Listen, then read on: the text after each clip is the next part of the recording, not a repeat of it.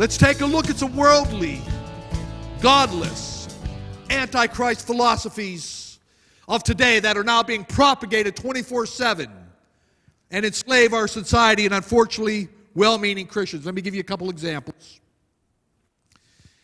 Television ads, sitcoms are constantly glorifying homosexuality.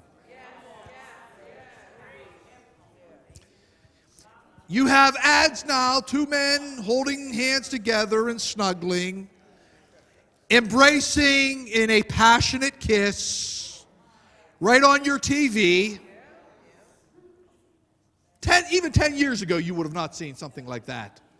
But listen, church, here's what it is.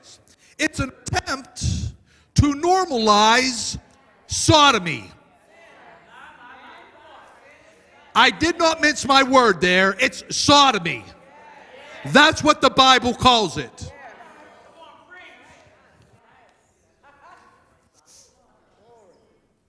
The previous administration legalized it.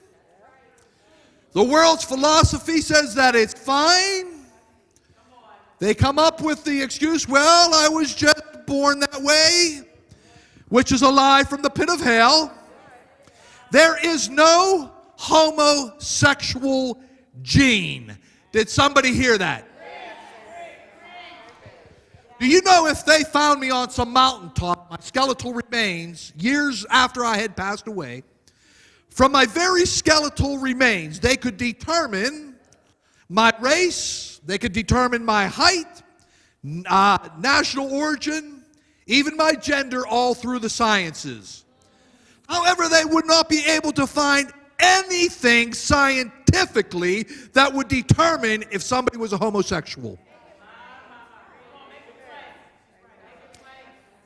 So let me make this clear. There is no homosexual gene.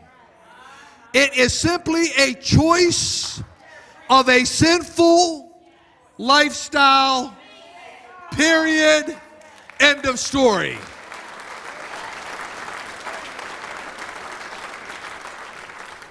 Now, you may say that you have a propensity as a man to be with other men or a woman to be with other women.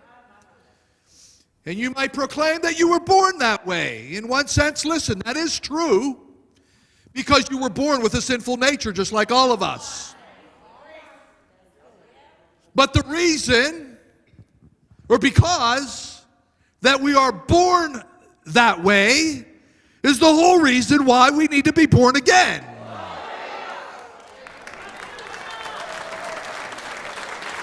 We all have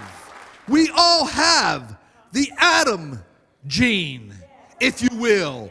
We all have a propensity to sin. Come on, do I got a witness in this house? Worldly and antichrist philosophy calls it a lifestyle. Kingdom philosophy calls it what it is. It's sin. And when you stand up for the Word of God and biblical values concerning this issue, they try to shame you into silence by calling you a bigot, a homophobe. I've been called all of the above. But hear me when I tell you, Judah, I will not remain silent concerning the truth of the Word of God, because it is the truth that is going to set somebody free. Come on and go ahead and give our God a praise. Unfortunately today, we're living in a day, most evangelical Christians don't have the, let me say it this way, the chutzpah to stand up for righteousness in fear that they might offend somebody or a family member, or God forbid that they would lose a few Facebook friends. Do you see the war that's raging, Judah? Number two, this deceptive antichrist philosophy has infiltrated academia.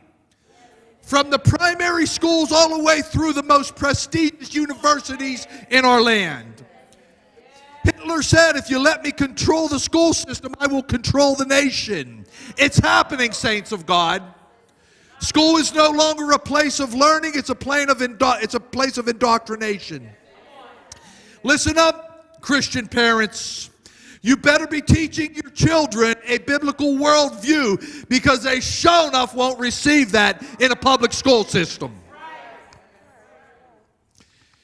Today it is taught in our public primary schools that children can now choose which gender they wish to be.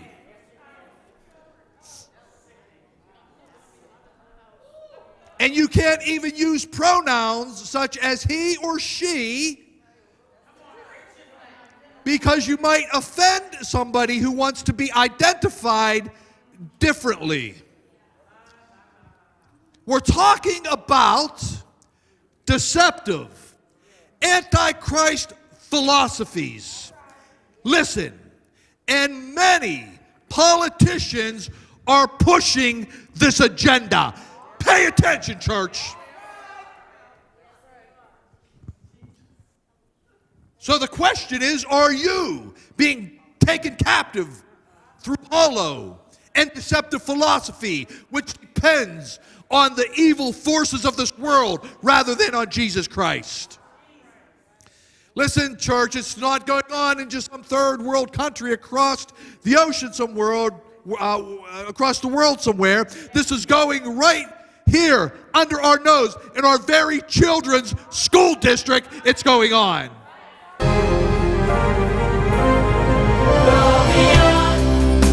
To every nation, to every generation, to all creation, to proclaim the gospel of Jesus Christ. To every nation, every generation, to all creation, to proclaim the gospel of Jesus.